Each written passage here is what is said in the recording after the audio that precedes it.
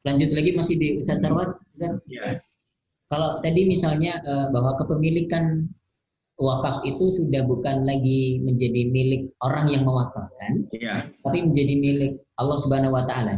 ya, Bukan juga milik umum Ustaz ya. bukan, Nah, bukan. pertanyaannya begini Ustaz. Hari ini tuh kejadian benar bahwa misalnya ini Ustaz, seorang orang tua itu sudah Hmm, mewakafkan sebidang tanah ya, untuk digunakan masyarakat. Ini tanah wakaf gitu. ya, Tetapi memang tidak ngomong ke anak-anaknya. ya, Nah, satu saat setelah ini sudah lama orang tua ini meninggal, kemudian anaknya datang untuk mengambil hak itu. Dia bilang, ya, ini tuh tanah bapak saya, begitu.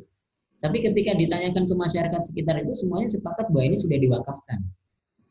Nah, maksud saya, yang sudah diwakafkan orang tua ini, tidak bolehkah lagi diambil begitu? Karena tidak tahu anaknya dalam kasus ini. Gimana, Ustaz? Silakan. ya memang ini kasus wakaf yang selalu terjadi dan terjadi dan terjadi lagi di dalam masyarakat kita. Khas biasa masjid itu dulu sama kakeknya sudah diwakafkan, tapi tiba-tiba sama cucunya dijual gara-gara harga tanahnya naik. Itu khas mana-mana kejadian selalu begitu. Jadi oleh karena itulah maka kemudian pemerintah gitu ya memberikan kesempatan kalau mereka ada yang mewakaf tanah, bagusnya itu diikrarkan di depan KUA, kantor urusan agama. Jadi ke KUA itu bukan hanya untuk nikah ya, tapi juga untuk mengikrarkan harta yang mau diwakafkan. Gitu. Nah, dari situ nanti sudah keluar tuh namanya ikrar wakaf, surat resmi dari negara.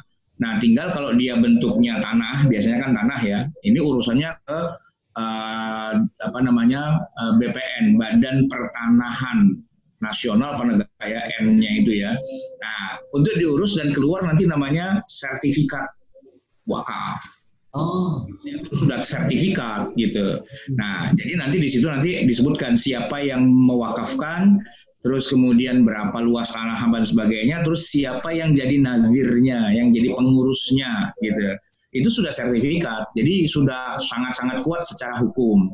Biasanya nanti ada lembaga namanya BWI, Badan Wakaf Indonesia, yang ikut membantulah istilahnya apa namanya memberikan semacam edukasi, kemudian memberikan semacam perlindungan hukum, bantuan hukum dan sebagainya terkait dengan itu semua, yang mengawasi atau juga memberikan jalan, yang memberikan semacam guidance gitu ya, namanya BWI, Badan Wakaf Indonesia gitu. Jadi dulu memang belum ada, makanya orang-orang kita dulu tuh ketika ngomong saya mau wakaf tuh nggak ada hitam putihnya, nggak ada saksinya dan sebagainya, dan kasus itu sering kejadian ya, udah diwakafkan lalu diperebutkan oleh anak cucunya. Nah, tapi sekarang sudah modern. Anda tidak bisa bilang wakaf, tapi kecuali Anda sudah ke KUA. Sebagaimana juga Anda nggak boleh nikah siri, gitu. Kecuali nikahnya di KUA, biar ada catatannya secara resmi. Nah, wakaf itu jadi kayak orang nikah, jadi akhirnya ke KUA urusannya, gitu. kalau nikah siri ke AUA, bukan nikah siri lagi namanya, Mbak Nis.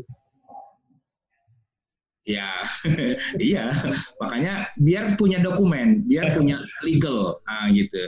Nah kalau sudah legal, sudah ada ikrar wakafnya, bahkan sudah jadi sertifikat wakaf, sudah nggak bisa diapa-apain lagi gitu. Bahkan apa namanya presiden sekalipun nggak bisa merubahnya, itu sudah kuat sekali itu legalnya. Gitu. Betul-betul tanah wakaf itu tidak bisa uh, di apa Ya, namanya, dibalik milikkan begitu Ustaz. ya, Keluarga. tidak bisa dijual, tidak bisa diwariskan, tidak bisa dihibahkan, tapi hanya bisa dalam kita sudah punya undang-undang wakaf ya, itu hanya bisa ditukar guling. Nah, ditukar guling. Jadi barang ditukar dengan barang gitu ya, tentu dengan pengawasan BWI tadi, dengan Menteri Agama dan sebagainya, seperti yang kita ada sekarang ini Darul Ulum Center ini. Kita dulu wilayah kita bukan di sini, tempat kita dulu di yang sekarang jadi Kuningan sih, kita tukar guling, Oh, dipertukarkan gitu kan. Jadi itu tanah wakaf sudah resmi, sudah ada sertifikatnya. Karena tanah itu secara peruntukan tidak mungkin dibangun untuk madrasah dan sebagainya, ini memang secara peruntukan tata kotanya ini adalah buat mall, buat apartemen. Jadi kita nggak akan bisa membangun karena nggak akan bisa dapat IMB gitu kan. Sementara yang di sekeliling kita itu rata-rata sudah mall semua dan mereka datang ke kita mau beli. Saya bilang nggak bisa. Kenapa? Ini sudah sertifikat wakaf.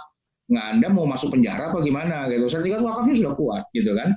Nah, terus celah hukumnya adalah tukar gitu, ditukar. Nah itu dimungkinkan, undang-undang wakafnya membolehkan, syariah fikihnya juga membolehkan, ya tukar gitu. Akhirnya tukar.